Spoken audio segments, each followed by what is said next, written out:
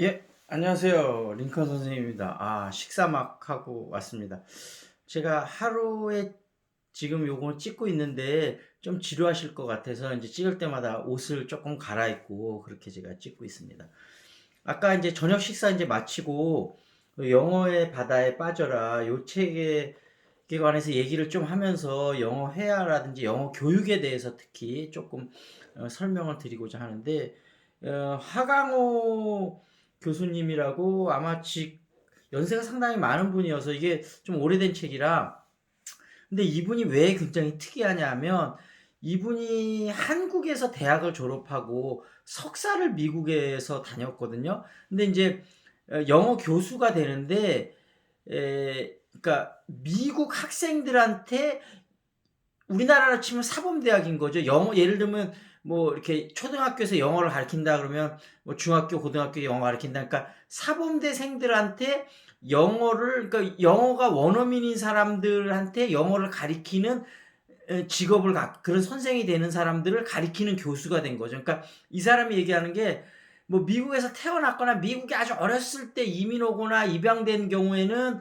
뭐 그런 경우가 있을 수 있는데 자기처럼 성인이 돼서 예를 들면 엔지니어링을 공부해 갖고 뭐 그건 이제 그쪽에 전문 지식이 있어서 영어가 좀 부족하더라도 교수가 될 수 있거든요. 근데 대학교를 넘어서 20대 후반에 미국에 오게 와서 그런 음 이제 영어 교수가 된다는 건 본인이 알고 있고는 한국 사람으로는 본인이 최초라고 알고 있고 제가 봐도 그건 정말 힘든 일일 것 같아요.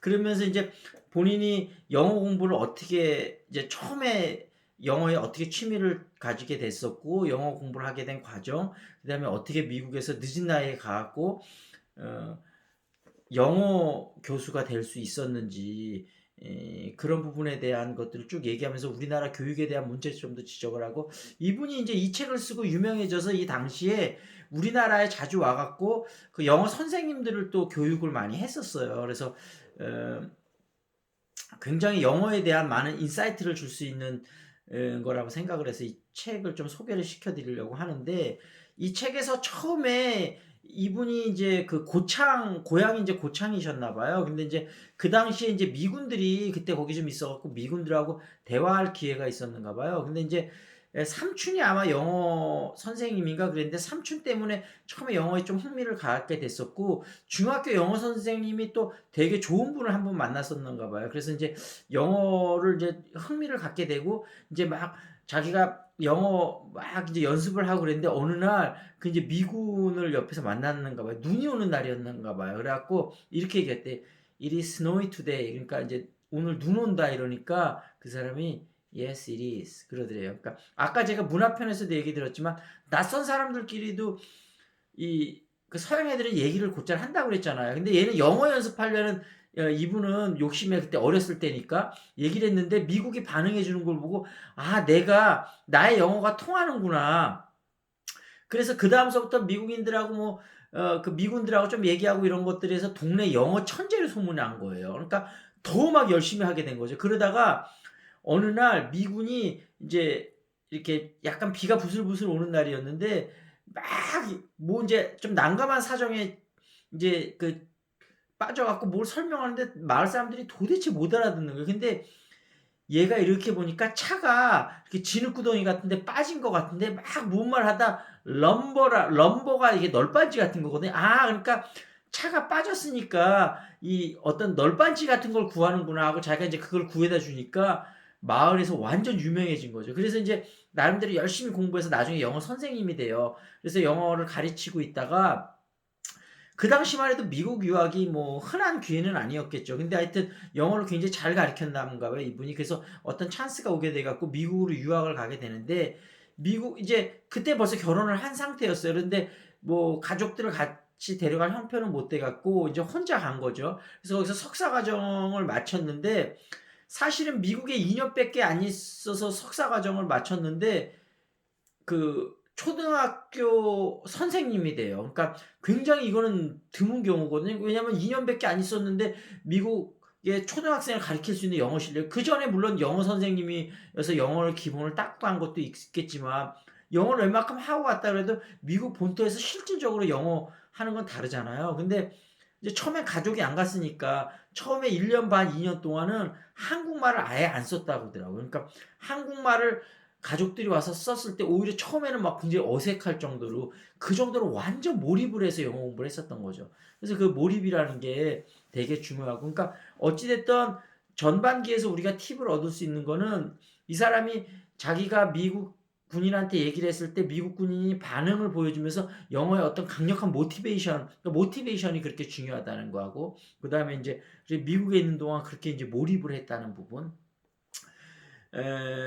이제 그런 부분들인데, 또 여기서 재미난 얘기가 또 어떤 얘기가 하나 나오냐면, 이분이 주장하는 거는 영어 회화의 환상에서 빠져라. 그러니까 빠, 빠져나와라 이런 얘기를 하거든요. 그러니까 우리나라 사람들이 여태까지 이제 우리나라 교육이 너무 그래머하고 리딩을 강조하다 보니까 역으로 오히려 영어 회화만 하면 영어의 모든 것을 다 할 수 있는 것처럼 그렇게 생각을 하는데, 영어의 4가지 영역이 다 중요하고 4가지 영역을 골고루 다 해야 언어를 비로소 잘한다고 할 수 있는 거라는 거죠. 그러니까 우리나라가 비교적 영어 회화에 너무, 그러니까 스피킹에 너무 비중을 못 둬서 스피킹에 비중을 많이 둬야 되는 건 맞지만, 어찌됐든 4가지 영역을 리스닝, 스피킹, 리딩, 라이팅, 이게 4가지가 골고루 교육이 다 돼야 된다는 거죠. 그래서 이제 4가지에 대해서는 각각 어떤 식으로 공부할 건지 이제 제가 또 추후 한번 설명을 드릴 거예요. 그래서 이제 그렇게 설명을 드리고, 그 다음에 또 여기서 재밌는 것 중에 하나가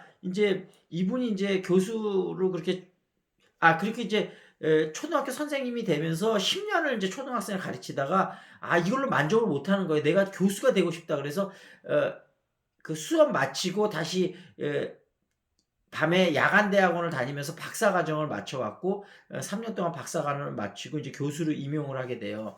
근데 거기서 이제 교수로 임명해서 하다가 이제 이 자녀분들도 다 성장해서 이제 컸을 거 아니에요. 그래 갖고 이제 손자 손녀가 생겼는데 6살짜리 손년지 하여튼 이제 할아버지하고 전화로 대화를 하다가 이제 얘가 유치원에 있다가 막 초등학교 들어간 거예요. 그래서 할아버지한테, 근데 그 이제 영어 선생님이 되게 좋았는가 봐요. 그래서 할아버지하고 통화할 때 그 손자인지 손녀인지 하여튼 이렇게 할아버지한테 얘기했다는 거예요. 뭐라고 얘기했냐면, 파파, grandpa, can you guess who might be my English teacher? Can you guess who might be my English teacher? 이렇게 물어봤다고 그러거든요. 근데 여기서 이 사람이 전율을 느낀 게 뭐냐면, might라는 조동사를 썼다는 거.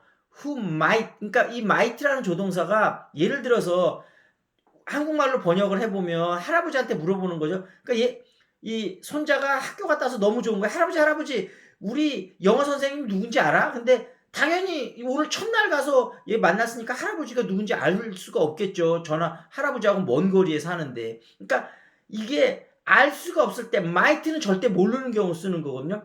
Who might be my English teacher라고 하는데 who may be my English teacher. 예를 들면 may를 쓰면 이건 50대 50인 거예요. 그러니까 이 조동사가 굉장히 어렵거든요. 그 상황에 딱 맞는 조동사를 쓴다는 거. 근데 이 8살짜리 얘는 이제 영어가 거의 모국어인 셈이죠. 그러니까 그 감각적으로 8살밖에 안 된 애가 이 조동사를 완벽하게, 우리나라에서 사실 영어 웬만큼 하는 사람들도 조동사 제대로 상황에 맞춰서 못 쓰거든요. 조동사하고 관사, 이게 특히 어려운데, 아까 얘기했다시피 이 꼬마애가 이 꼬마이지만 그 조동사의 용법을 벌써 정확하게 알고 쓰는 거구나. 그리고 또 이제 어떤 얘기가 또 나오냐면, 이 손전지 아니면 이웃집 아인지 하여튼 3살인가 4살쯤 되는 애들이 이제 3살 4살 되면 막 언어를 연습을 하잖아요. 그래갖고 얘가 막 목욕을 실제 하는 건 아닌데 목욕하는 연습을 해갖고